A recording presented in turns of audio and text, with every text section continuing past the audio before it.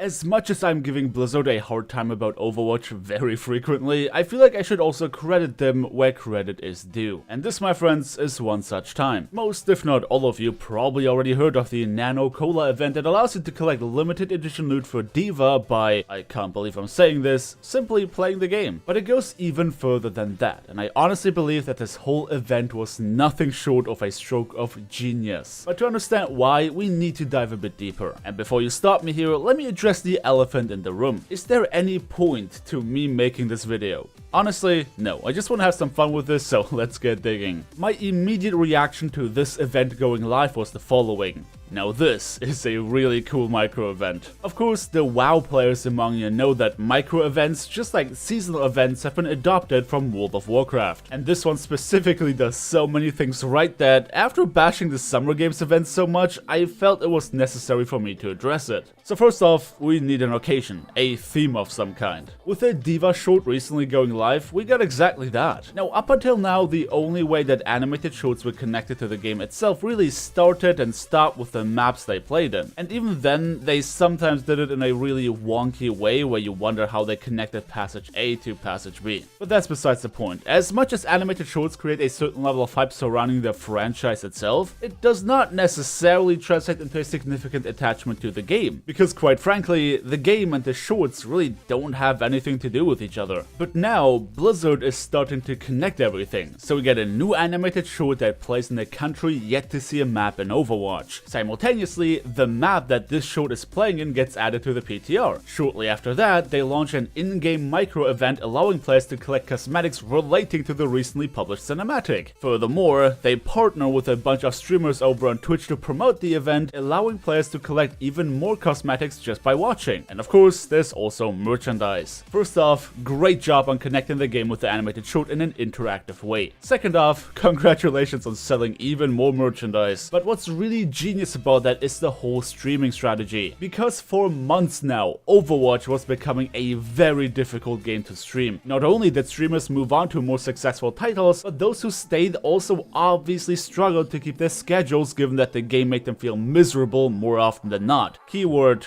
meta play, of course. Obviously, if most of your streamers participate in competitive play and nobody can say a positive thing about competitive play, that negative mindset can quickly spread throughout the community. That means we are taking something that is already bad and it becomes so much worse in the public eye. Because the players feel validated in their own negativity as they see that their favorite streamers are also having a bad time. Not to mention that some streamers too lose viewership when they play something they don't enjoy. And other players might move on to other games themselves as they don't enjoy the stream anymore. So, long story short, Overwatch was losing traction on Twitch. Was it not for the Overwatch League that gave players an incentive to watch by enabling drops? And now they're doing the same thing for individual streamers to promote the event. And I think that a lot of people don't understand the magnitude of that decision. Because sure, while you might say that this is a nice little boost in viewership and revenue, it can be so much more than that when done right. Remember the whole micro event surrounding the pink Mercy skin? The streamers that promoted it saw very substantial boosts in viewership and massive sub gains. Now, granted, I just bought the skin and was kinda done with it at the time as the sprays really did not interest me. So I don't even have anecdotal evidence to back me up on the success of that event from a streaming perspective. But what I do have are some numbers for the launch of the Nano Cola event. Seagull, being the first to promote the event, peaked at 107,000 concurrent viewers, maintaining anywhere between 90 and 100,000 for a very long time, while gaining not only over 60,000 followers, but also more than 7,000 subscribers. And for those of you who might not be too familiar with how Twitch subs work, those are paid subscriptions, my friends. He started off with around 8,700, effectively almost doubling his sub count overnight while breaking his personal record for concurrent viewership. So why does that matter to our discussion? Or more so, why does that matter for the success of Overwatch? Well, because with the game losing traction on Twitch, giving players a reason to check out media surrounding it can make all the difference. Sure, a lot of people probably just AFK'd the stream down to get their drops, but with over 100,000 viewers, there are bound to be some who actually check out the stream. So for anyone who might have previously thought the game dead on Twitch, they are suddenly presented with a whole host of active streamers who are bound to play the game in the months to come. So that's not only a neat increase in revenue for a month, it could kickstart explosive growth over the coming months. It very much looks looks to be an effort to revitalize the game from a not esports related perspective. Because sure, a lot of people who really like the Overwatch League probably moved on to the World Cup coverage, but those who didn't care to begin with might very well be in the camp of players thinking the game dead. A brand new meta featuring more support variety, a brand new tank hero with unique mechanics, as well as a new map, a cinematic, and even a micro event that brings what Blizzard failed to do up until now. Giving players any form of progression, any way for us to work towards the loot that we want, rather than gambling away on loot boxes. And I dare say that most of us really don't find loot boxes exciting anymore. We know that most of the stuff that's in there is garbage anyway, and with no way of specifically working towards an item that we want, casual players might lose interest in suffering through a horrible meta that simply isn't fun. So there really was no better time than now to pursue this kind of a marketing push. The cinematic on YouTube, the streaming event on Twitch, new content in the game, and specialized merchandise to celebrate the whole event. And look, if you do good things will come to you. Because even I am talking about this now, and I'm probably not the only one. How many players are gonna run up to their friends to tell them about this? How many streamers are gonna give Season 12 a shot now? How many viewers are gonna come back to check out the game on Twitch? And how many more YouTubers are gonna praise Blizzard for doing something so cool after utterly failing with this Summer Games event?